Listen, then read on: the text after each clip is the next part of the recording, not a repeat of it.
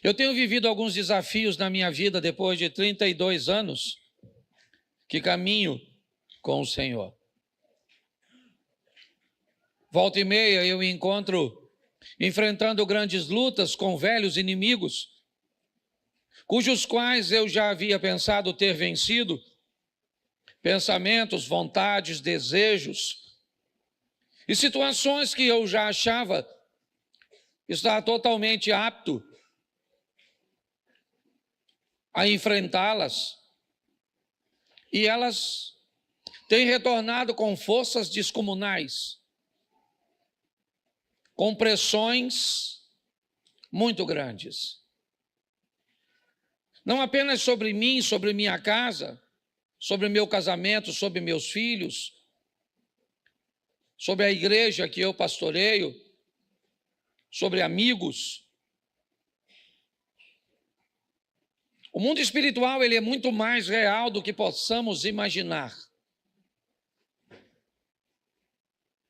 Eu quero começar com uma pergunta. Como vamos andar com Deus? Como é que nós vamos tornar isso possível? Como é que isso vai acontecer? As diferenças que nos separam são tão grandes que, se olharmos humanamente, isso será impossível. Escolhemos nossos relacionamentos por afinidades. Gostamos de relacionarmos com pessoas que gostam das mesmas coisas que nós, que gostam de cumprir tarefas parecidas. Mesmo que não seja a mesma coisa, mas é legal se eu gosto de esporte. Talvez alguém não gosta do mesmo esporte que eu, mas ao gostar de esportes, isso pode nos aproximar. Se gostamos de sair, isso pode nos aproximar. Se temos algumas afinidades, certamente isso pode nos tornar próximos e facilitar muito nossa convivência. Porém, quando o assunto é Deus, como é que nós vamos andar com Deus, se não há tanta afinidade assim entre nós e Ele? Esse relacionamento tende a ser, às vezes, duro, se tentarmos nos aprofundar nele.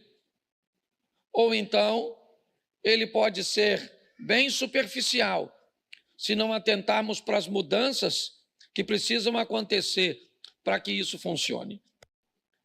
Vou te apresentar alguns textos que eu acho que vale a pena nós refletirmos. O primeiro dele é escrito pelo profeta Isaías, capítulo 55, verso 8. Põe na tela, por favor. Isaías 55, 8 nos diz: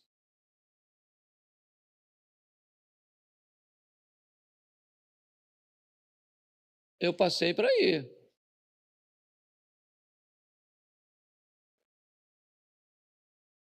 Só diz que não dá para colocar que eu leio. Porque os meus pensamentos não são os vossos pensamentos, nem os vossos caminhos, os meus caminhos, diz o Senhor. Preste atenção, porque nós vamos aprender algumas coisas importantíssimas. Como é que eu vou andar com Deus e vou estabelecer com Deus um relacionamento sadio, se o que Deus pensa é diferente de mim? Se a forma dele pensar é diferente da minha forma? Se por onde ele deseja ir, o que ele deseja trilhar, não é o que eu quero? Como é que este relacionamento vai progredir? Ele vai crescer, porque a Bíblia diz assim: conhecei e prossegui e conhecer. Nós vamos viver de glória em glória, de fé em fé, onde a proposta é uma ascensão, um crescimento. Como é que vamos desenvolver um relacionamento sério, profundo, com alguém que pensa e que deseja fazer, deseja realizar coisas? Seus caminhos são diferentes do nosso. Talvez isso já nos deu um pouquinho, né, a visão de que não vai ser fácil andar com Deus. Por mais que você o ame, ele pensa diferente de você. Por mais que você o ame, ele quer que você faça coisas que você não quer fazer. Então isso vai prejudicar um pouco, criar um relacionamento meio truncado. Alguma coisa que vai precisar de um aperfeiçoamento, que haverá alguns choques, que não será fácil, que não basta derramar o meu coração na presença de Deus, porque quando eu saio do ambiente da oração, as tentações, as provocações, as adversidades, elas vão me pressionar. Então eu não vou conseguir ter um relacionamento sério com Deus pautado em amor. Amor não é suficiente para sustentar um relacionamento como esse. Eu vou precisar mais do que simplesmente amar. Eu vou precisar reunir minhas forças para entender como esse processo funciona e agir sobre ele, porque eu penso diferente dele e o caminho dele é diferente do meu. 1 Samuel capítulo 16, verso 7, vai tornar mais extenso essa lista de separação. Porém, o Senhor disse a Samuel, o profeta do Senhor: escute aqui, esse cara está velho nessa ocasião, mas deixa eu te explicar, ele ouve a Deus desde garotinho, ele não é um iniciante na caminhada profética. Ele estudou muito tempo ao lado de um profeta muito experiente, chamado Eli. Ele foi treinado. Mas o texto está dizendo, está lá, ó, porém o Senhor disse a Samuel: não atentes para a sua aparência, nem para a sua altura, porque eu o rejeitei. Porque o Senhor não vê como vê o homem vê o exterior, porém o Senhor o coração. Olha só, se o pensamento dele é diferente do meu, o caminho dele é diferente do meu, agora a ótica dele, a maneira que ele enxerga as coisas é diferente de mim. Eu sou capaz de olhar a aparência, de acreditar que uma pessoa, pelo relógio que carrega no pulso, pelo colar que carrega no pescoço, pelo carro que colocou no estacionamento, pela marca da roupa ou da bolsa que carrega, os homens são capazes de avaliar as pessoas por isso. Deus diz: eu não vejo como vocês veem.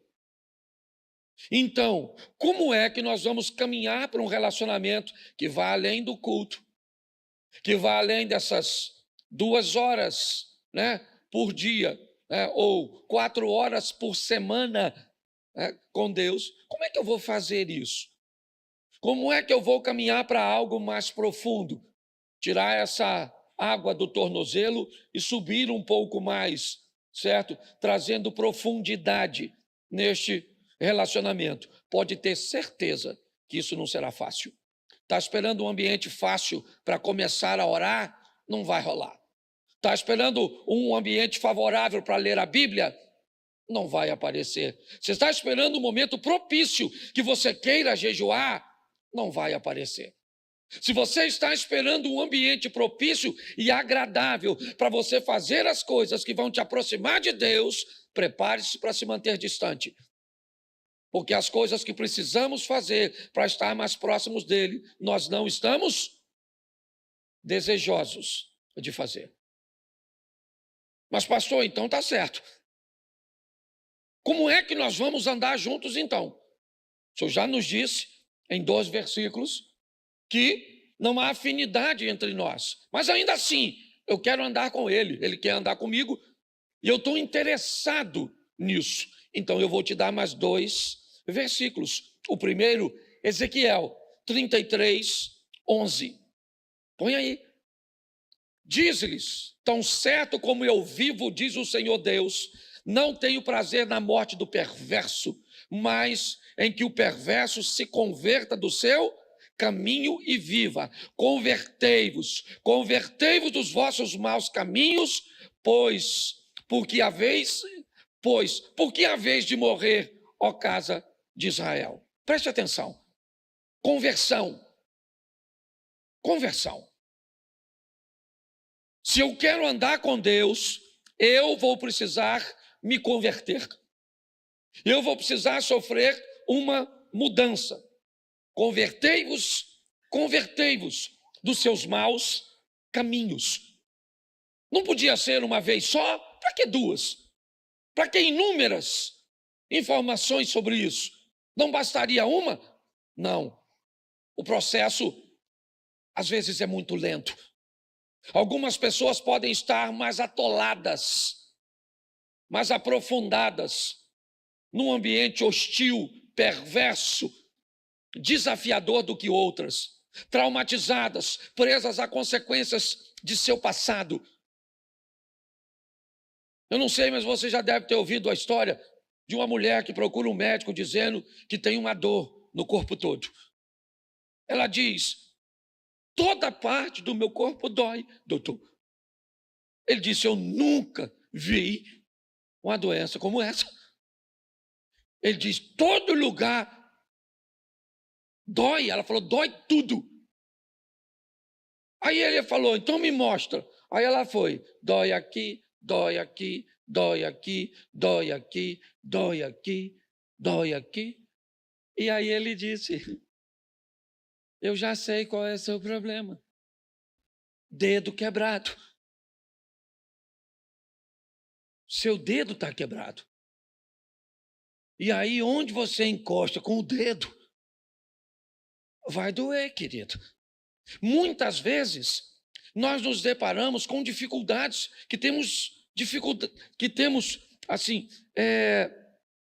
algumas resistências para identificarmos.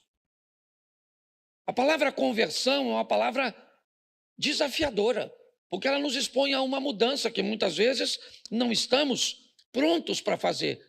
Mas e aí? A outra parte é que vai se converter?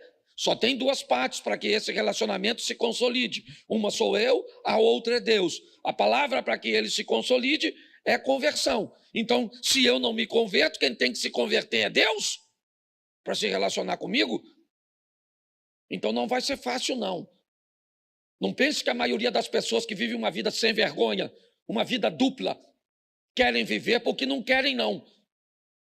Elas querem viver uma vida de santidade, uma vida digna, uma vida decente.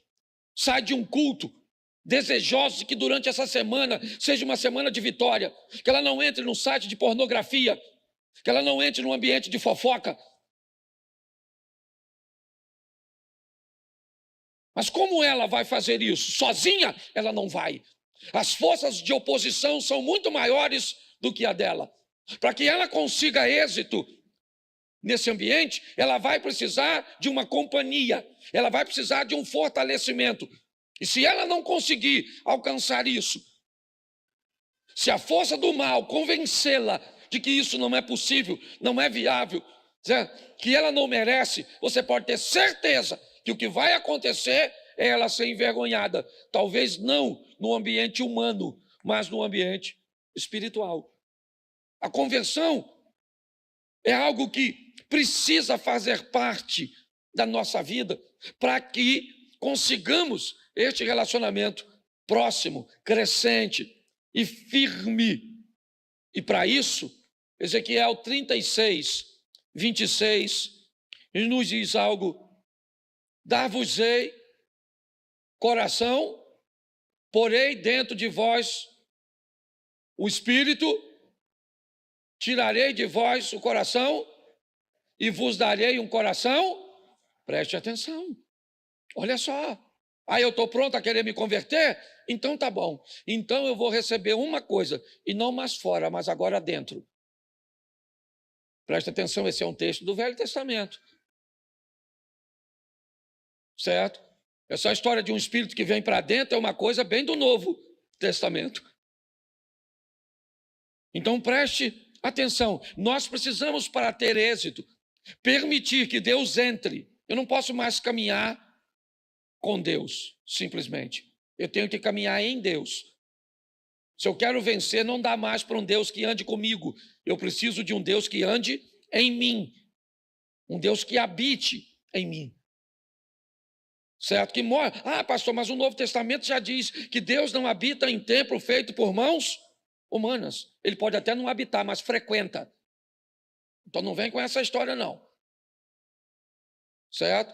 Ah, não vou mais à igreja porque Deus não habita em templo. Não habita, mas ele frequenta esse ambiente coletivo. É importante. E se eu quero viver uma vida digna com Deus, eu preciso permitir que essa dureza de coração, que esse coração cauterizado, insensível, esse coração que não sente mais quando desagrada a Deus, desapareça. Esse é o coração de pedra. O Espírito de Deus, ele vai trazer sobre nós um coração de carne, sensível, sabe? Uma percepção clara de quando algo, sabe? Algo que você faz, não interessa o quão pequeno ele seja. Se ele for ofender o Espírito Santo, ele te causa sensibilidade. Não interessa o que é. Eu vou te dar um exemplo. Eu esse dia estava saindo do hotel, e quando eu entrei no carro, eu descobri que eu não tinha pago uma água que eu tinha consumido. Eu já estava lá fora. Era apenas uma água. Eu podia ter ido embora. Ele não me cobrou. Aliás, ele não perguntou nada. Ele só é check-out, pastor. Falei, me dá o cartão e pronto. Mas quando eu estava lá fora, uma água, R$7. Não faria diferença para o hotel? Faria? Não. Faria diferença para mim? Não. Mas faria diferença no mundo? Pronto, eu fui lá e paguei a água, ponto, porque você começa a ter um coração sensível. Qualquer coisa que saia do padrão de Deus, não interessa se homem vai ver, se sua esposa vai ver, seu marido, seu pai, seu pastor, seu chefe, não tem mais a ver com a visão humana, é a visão de Deus sobre você. Onde você estiver, ele vai estar lá. É assim que funciona. E o nome dele pode ser glorificado ou envergonhado por minha ou por sua causa. É assim que funciona. Então eu preciso entender isso. Não será um relacionamento fácil, não. Será um relacionamento desafiador. Eu terei que mover-me muitas vezes com muita força para fazer com que eu continue conseguindo andar ao lado de Deus. E eu até hoje, confesso a você, fora alguns exemplos na Bíblia que a gente pode até aplicar, eu nunca vi Deus querendo parar de andar com as pessoas. Mas eu já vi pessoas querendo parar de andar com Deus porque descobriram que não conseguem.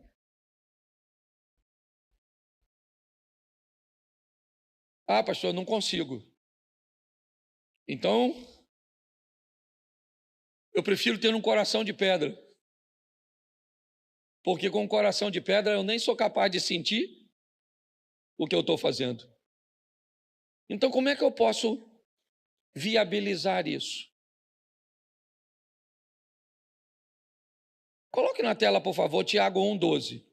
Vou mais rapidinho, que eu até passei. Se me dá mais 6 minutinhos e eu termino. Tiago 1,12. Bota aí.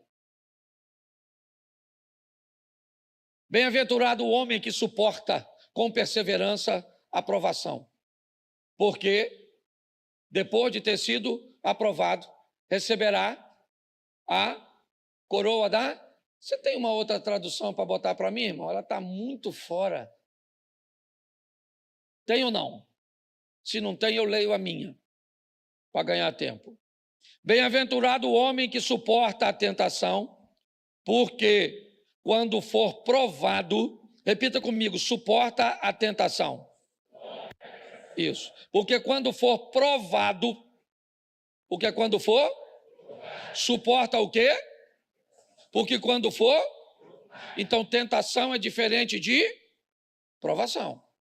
Bem-aventurado o homem que quando for tentado, né, que suporta a tentar, porque quando ele for, receberá a coroa, ao qual o Senhor tem prometido para os que o amam.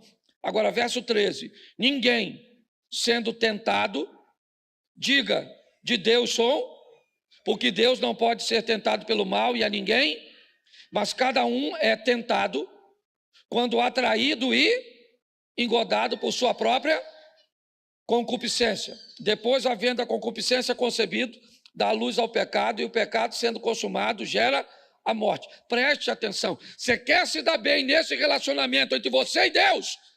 Pare de olhar a vida dos outros e concentre-se na sua. Todas as vezes que você só consegue olhar a vida do outro, eu te digo perto de quem você está, de Satanás. Ele é o acusador. Na presença de Deus, eu e você não temos a mínima condição de olhar para a vida dos outros. Todas as vezes que você vê na Bíblia alguém se encontrando com Deus, ele diz: ai de mim. Ai de mim que vou morrer, eu vou morrer, eu estou perecendo. Por quê? Porque na presença de Deus não dá para olhar para o outro. Fica você e ele, acabou a vida do outro. Porque na presença do santo, acabou.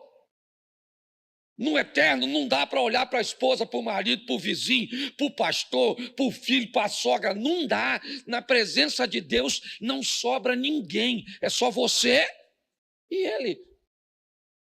É assim que funciona. Então, se eu quero fazer isso dar certo, eu tenho que ter um autoconhecimento.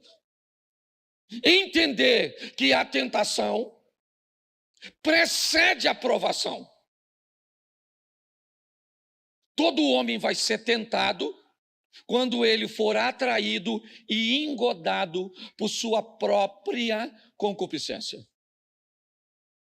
Seus desejos materiais envoltos em sensualidade ou não. A concupiscência é bem abrangente.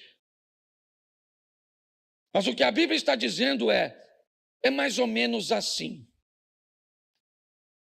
Você vai ser, no campo da sexualidade, tentado por pensamentos eróticos, por desejos sexuais, por ter uma parte em você que não é cumprida. O nome disso é provação. Ou é tentação, perdão. Mas a hora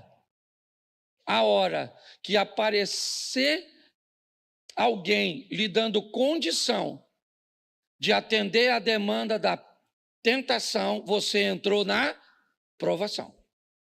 É assim que funciona. E ela é muito particular. O que tenta você não necessariamente tenta quem está do seu lado. Nós precisamos ter um entendimento, porque segundo a Bíblia, o que vai acontecer? O Satanás vai nos atrair com engodo. O que é um engodo? Engodo é uma quantidade de alimento que eu gosto, que eu almejo, mas que não pode ser suficiente para atender a minha demanda. É aquilo que caçadores, pescadores utilizam como um artifício para manter a presa perto do ambiente de captura. É assim que funciona. Então, segundo a Bíblia, eu preciso entender este processo que quem vai usar contra mim? Satanás. Por isso, algumas palavras precisam nortear a nossa caminhada. A primeira é vigilância. O tempo inteiro. Seja prudente como as serpentes. Ninguém é capaz de pegar uma serpente distraída. Não há essa possibilidade. E olha que ela não enxerga. Todas as serpentes são cegas. Todas são cegas. Não existe cobra que enxerga. Não é assim que funciona. Mas a Bíblia está dizendo que um animal cego não pode ser pego desprevenido. Sua sensibilidade, a captura que ela retira, certo, do ar com sua língua, colocando, ok, na sua boca, com aparelhos altamente sofisticados para identificar o que está do lado de fora. É importante. Se nós não vigiarmos, nós vamos cair. Pode ter certeza, é só uma questão de tempo. Talvez não seja nenhuma queda tão grande para te humilhar, mas pode roubar sua vitória, pode impedir seu crescimento, pode atrasar seu percurso. Está assim de gente que era para estar lá na frente. Você olha para a vida dela, nunca teve uma queda radical de humilhação, algo terrível, mas já era para estar muito longe e não conseguiu, porque vive sofrendo de pequenas quedas, de atrasos. É assim que funciona. A segunda palavra que nós temos que levar conosco é tolerância. Essa é uma das piores. Tolerância, cuidado com ela. Ela te impede de manter a distância segura de um ambiente ruim. Você começa a tolerar um palavrão. Você começa a tolerar determinados tipos de conversa, determinados tipos de ambiente. Isso começa a te aproximar de lugares e de coisas, de situações cujas quais você deveria estar distante. Mas o inimigo usou de uma forma sorrateira, fazendo com que você conseguisse tolerar. Você tolera aquele tipo de coisa, aquele tipo de música, aquele tipo, sabe? Você começa a se tornar bem tolerante. Por quê? Porque a próxima palavra é aprovação. Você não quer se tornar intolerante em algumas coisas, porque você começa a negociar. Esse é o problema. São essas coisas pequenininhas que a Bíblia chama de raposinhas. Elas vão assumindo lugares, desbravando e conquistando espaços na nossa vida, no nosso coração, e o que isso vai fazendo? Nos distanciando de Deus. A última palavra é informação. Aquilo que vai dar a você o conhecimento para combater os ataques. E aí Efésios 6,12 coloca: porque a nossa luta não é contra o e a, mas contra os principados e contra os dominadores deste mundo, contra as forças espirituais nas regiões. Isso. Nossa luta não é contra a carne e mas é com a carne e o sangue. Não é contra, mas é com. É com ela que eu batalho, meu corpo físico. Na maioria das vezes, meu problema é com carne e com sangue, com gente, com pessoas. Ele está dizendo que a nossa luta, nós precisamos enxergar. Não é contra a carne e o sangue, é contra os principados, potestades. É num ambiente invisível. Pô, pastor, aí o senhor está de brincadeira. Se é invisível, como é que eu vou lutar num ambiente invisível? Por isso eu estou dizendo. Não vai dar sem Deus. Não vai dar com Deus de forma superficial. Não vai rolar. Não vai. Você não vai conseguir alcançar a santidade. Você não vai conseguir progredir em seu relacionamento com Deus com uma visão humana. Não vai. Não adianta. Ele vai dar aqui as armas. E aí, diz assim, né? Nós vamos precisar de um revestimento. E de que é que eu preciso? Repita comigo. Couraça da justiça. Isso. Mas a gente gosta de falar da couraça da justiça. Mas depois você lê, porque ela fala para nós cingirmos os lombos com a verdade. E depois colocar a justiça, a couraça, em cima da... Então não dá para ter justiça se embaixo da coroa da justiça tem mentira. Não há. Você bota a couraça da justiça em cima de um lombo cingido por mentira. Então ele disse: cinja seu lombo com a verdade, e em cima da verdade coloque a couraça da justiça. Está lá. Os pés devem ser preparados com o evangelho da paz. Isso, paz. O que eu falo traz paz? Sim ou não? Muitas vezes eu estou perto de pessoas que contam histórias soltas. E a minha mente já capta, porque a Bíblia diz que a palavra de Deus é apta para discernir as intenções do coração das pessoas. Se você conhece a palavra, ela começa a desvendar. Às vezes eu estou caminhando com alguém e alguém conta uma historinha para falar que um outro fulano fez algo. Sabe aquele falar sem falar? Sabe como é que é? Aquele veneno numa dosezinha que às vezes nem parece. O que eu vejo é que muitas vezes eu não estou julgando ninguém, não. O meu desafio é esse. É entender que se eu quero lutar no mundo espiritual, o evangelho que eu carrego é um evangelho de paz, de verdade, e não de contenda, de intriga. Não interessa. Se eu não posso resolver, então cala a boca. Porque pior, a gente ainda dissemina os outros a falarem mal, a pensarem mal, a uma série de coisas. E é assim que funciona. O escudo da fé sob os dardos. Olha só. Olha que coisa interessante. O que é um dardo? O dardo é um quê? É um objeto que ele é lançado. O escudo é para nos proteger dos dardos inflamados do maligno, que ele vai jogar de longe. Ele não precisa possuir você e nem a mim. Não há necessidade disso. Basta lançar alguma coisa sobre nós que faça com que façamos a vontade dele. Precisamos desse escudo. Na nossa cabeça está o capacete da isso. Uma coisa deve estar na nossa cabeça para sempre. O que que é? A salvação. Salvação de quem? De todo mundo.